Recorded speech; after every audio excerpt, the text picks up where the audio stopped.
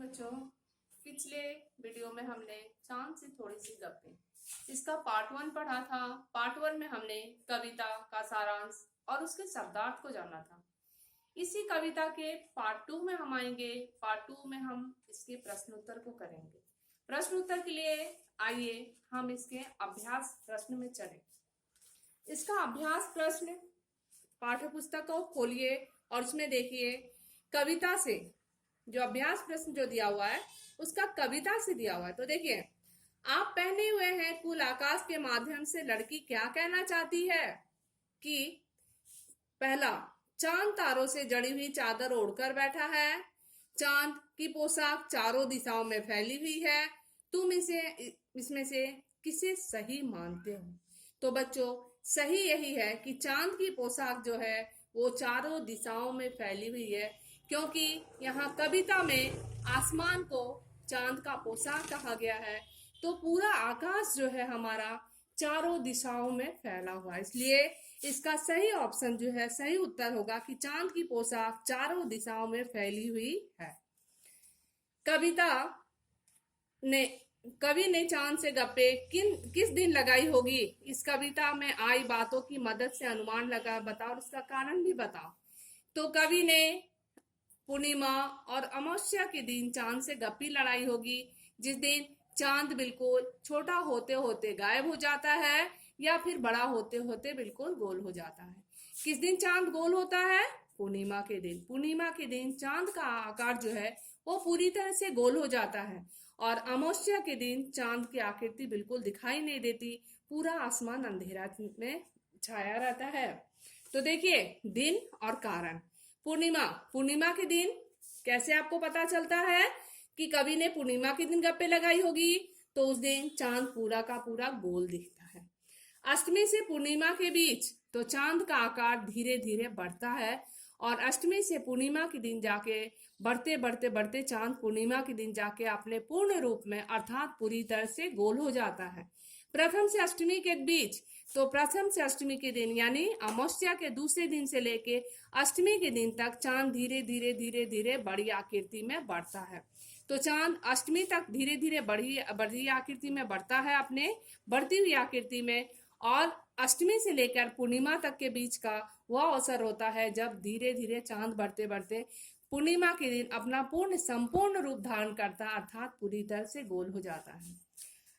अगले प्रश्न में आइए बच्चों, नई कविता में तुक या छंद के बदले बिंब का प्रयोग अधिक होता है।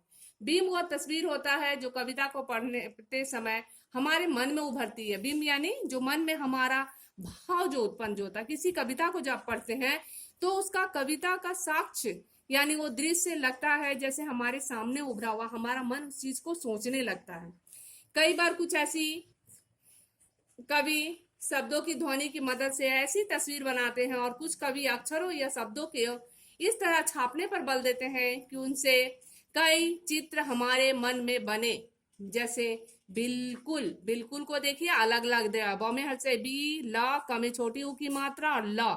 बिल्कुल, ये बिल्कुल को एक साथ ना लेके अलग अलग लिखा हुआ है। इसको अलग अलग लिखने का कारण क्या है कि यह बिल्कुल शब्द जो ये बताता है कि चांद एकदम गोल हो गया है।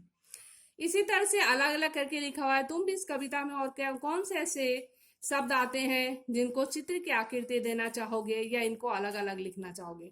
तो जैसे बच्चों, गोल मटोल, घटते बढ़ते, इन शब्दों को हम एक चित्र के रूप में या अलग अलग लिख करके इसको एक अलग आकृति दे सकते हैं। अब आइए देखिए, बिल्कुल गोल कविता में बिल्कुल गोल शब्द का प्रयोग किया गया है। क्यों बिल्कुल गोल शब्द का प्रयोग किस लिए किया गया है? तो बिल्कुल गोल का अर्थ क्या होता है कि गोल आकार का या गायब हो जाना। तो बिल्कुल गोल का मतलब होता है पूरी तरह से संपूर्ण गोलाकृति यानी पूरी तरह से गोल होना। इसी तरह से इसमें कई ऐसे प्रश्न दिए हुए हैं, जैसे ऐसे 3 और शब्द सोचकर उनसे ऐसे वाक्य बनाओ जिनसे दो अर्थ निकलते हो। ऐसे 3 शब्द सोचकर, जैसे एक ही शब्द का 2 अर्थ निकलना। दिन, एक दिन, द में हर से दी, अना, दिन यानी दिन और रात, जो हमारा 24 घंटे का दिन और जो रात होता है ये दिन। और द में दीर्घाई दी और ना द में बड़ी की मात्रा दी और ना दिन जब लिखेंगे हम तो इस दिन का अर्थ होता है गरीब। ऐसे ही 3 शब्द आपको छांट कर उनका अर्थ लिखना है और उनको वाक्य में प्रयोग करना है। इसका 2-2 अर्थ निकालिएगा और इन शब्दों का आप वाक्य में प्रयोग कीजिएगा। बस बच्चों, इस पाठ का क्वेश्चन आंसर आप कर लीजिए, पूरी तरह से अपने नोटबुक में नोट डाउन कीजिएगा। जिस प्रश्न उत्तर में कभी कहीं कोई परेशानी आती है तो आप हमसे बात कीजिए, हम मेरे व्हाट्सएप पे कमेंट कीजिए या फिर अपनी परेशानी को मुझसे शेयर कीजिए, मुझसे बात कीजिए ताकि आपका जो डाउट हो मैं इसको क्लियर करूं और आप इस लेसन को पूरी तरह से फटाफट कंप्लीट करके मेरे पास अपना होमवर्क डाल दीजिए। बस आज की वीडियो के लिए इतना है।